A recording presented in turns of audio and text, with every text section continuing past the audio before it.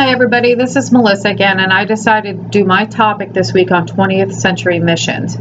Now, the missionary work and mission work had changed within the 20th century, going from concentrating mostly on the West to concentrating on third world countries or non-Christian worlds.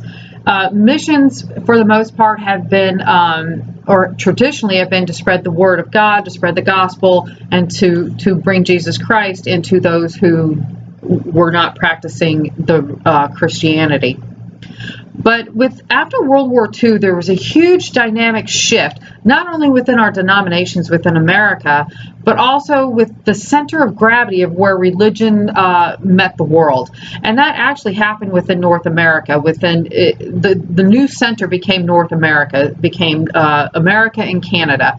And with the denominational change that happened, especially after the 1960 election of President Kennedy, Catholics now became one of the huge leaders of mission projects that were taking place within the world. They bankrolled a lot of them.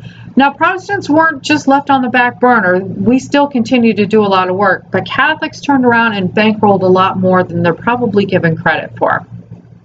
At least within our book, According to Noel, that's how the story started moving forward within the 20th century.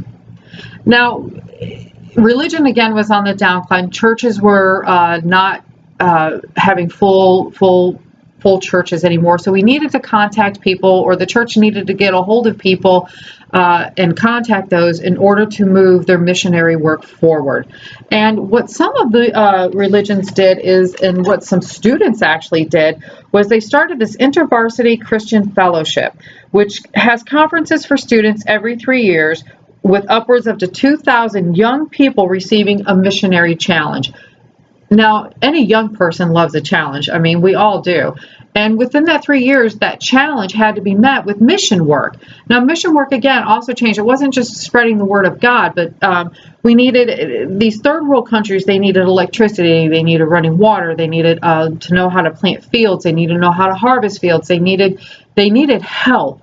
I mean, these people were the poorest of the poor. It was not just poor, but they were also deprived of just what we consider basic human needs as far as electricity and food. People were walking for miles for water. And here we could show them how to dig a well and provide their own water, which would turn around and provide for crops and electricity and everything else that goes on. And the reason for this was because there was also another shift within the mission, I guess mission statement, just for lack of a better word, is there was more of a relevance on social injustices that were going on in the world with the prominence of TV and radio. And as the 20th century progressed, we came into cable TV. You got 24-hour news. So we started seeing all these images of people in Ethiopia with these stomachs, with these bloated stomachs, these emaciated people who needed food. Then you started seeing women that were being abused and beaten. Again, we were inundated with this, and so the church and the missions themselves changed in order to meet these needs of these people. Again, they were also going there to spread the word of Christ and Christianity, but I don't believe, and it's just my opinion, that was their main focus. I believe the main focus was to give the people a chance to move forward within their life and to help them feed their family and fill their own bellies. Now, since World War II, there was a general theological uncertainty in the mainline churches that has been matched by increasing uncertainty about the idea of evangelization itself. Again, this is coming from Noel, from our book within Noel. And what he's saying, or what he also goes on and says, is there's still a need to proclaim gospel as the sole hope of the world. So we're still trying to spread the gospel as our sole hope. However, there are two more important issues here that are at stake. And the one is the growing conviction that although Christianity enjoys a unique status as God's fullest revelation, other world religions share part of that truth. In other words, they believe in stuff, but it may not be God, and let's not invade in on my territory or on my belief system. And the belief that Christianity is an important expression of human religion but that it need not necessarily be promulgated as a replacement for the religions practiced by other peoples in the world. Again, this is saying they believe in this stuff, but don't take away maybe my idols, or maybe my dance, or maybe the way I dress to fulfill your belief of what I am supposed to be.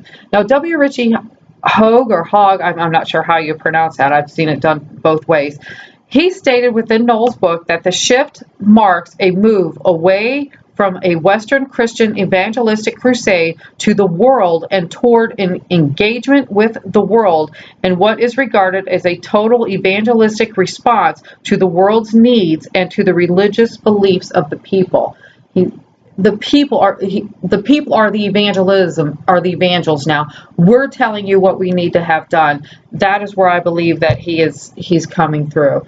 The missions have changed. There is still mission work, but just our focuses on the missions have changed. And I think it's a perfect movement. As the world gets smaller due to the internet, our mission needs to change as to what we're going to provide, along with just spirituality. Thank you.